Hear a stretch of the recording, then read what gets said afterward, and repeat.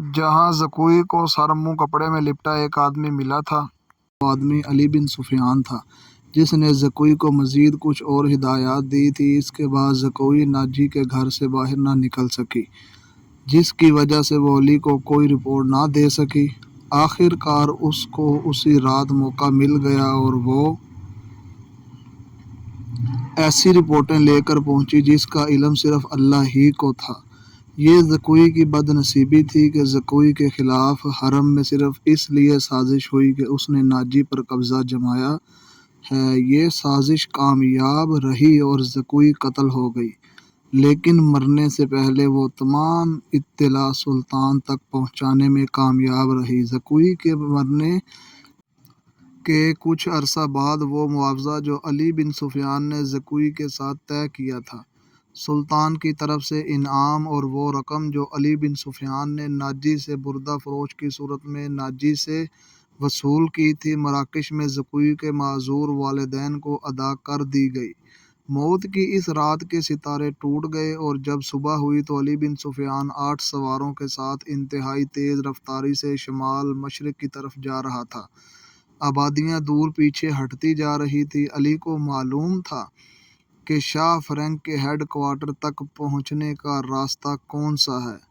رات انہوں نے گھوڑوں کو آرام دیا۔ یہ عربی گھوڑے تھے جو تھکے ہوئے بھی تازہ دم لگتے تھے۔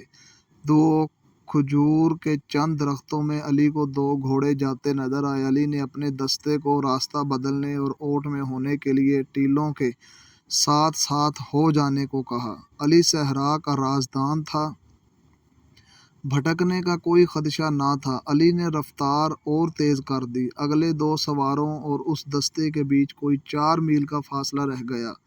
یہ فاصلہ تو طے ہوا، لیکن گھوڑے تھک گئے تھے۔ وہ جب کھجوروں کے درختوں تک پہنچے تو 2 سوار کوئی 2 میل دور مٹی کے ایک پہاڑی کے ساتھ ساتھ جا رہے تھے۔ ان کے گھوڑے بھی شاید تھک گئے تھے۔ دونوں سوار اترے اور نظروں سے اوجھل ہو گئے۔ وہ پہاڑیوں کے اوٹ میں بیٹھ گئے ہیں، علی نے کہا، اور راستہ بدل دیا۔ فاصلہ کم ہوتا گیا اور جب فاصلہ کچھ 100 گز رہ گیا تو وہ دونوں بندے اوٹ سے باہر آئے۔ انہوں نے گھوڑوں کے سرپٹ دوڑنے کا شور سن لیا تھا۔ وہ دوڑ کر غائب ہوئے۔ علی بن سفیان نے گھوڑے کو ایڑی لگائی۔ تھکے ہوئے گھوڑے نے وفاداری کا ثبوت دیا اور اپنی رفتار تیز کر دی۔ باقی گھوڑے بھی تیز ہو گئے۔ وہ جب پہاڑی کے اندر گئے تو دونوں سوار نکل چکے تھے، مگر زیادہ دور نہیں گئے تھے۔ وہ شاید گھبرا گئے تھے۔ آگے ریتلی چٹانیں بھی تھیں، انہیں راستہ نہیں مل رہا تھا۔ کبھی دائیں جاتے، کبھی بائیں۔ علی بن سفیان نے اپنے گھوڑے ایک صف میں پھیلا دیے اور بھاگنے والوں سے 100 گز دور جا پہنچا۔ ایک تیر انداز نے دوڑتے ہوئے گھوڑے سے تیر چلایا جو ایک گھوڑے کے ٹانگ میں جا لگا۔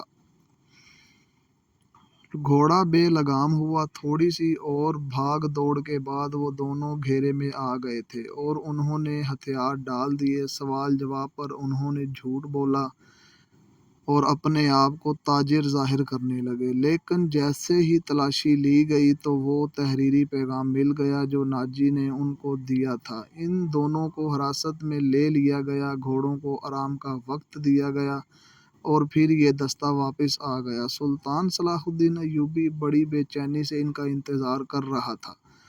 دن گزر گیا، رات بھی گزرتی جا رہی تھی۔ آدھی رات گزر گئی، ایوبی لیٹ گیا اور اس کی آنکھ لگ گئی۔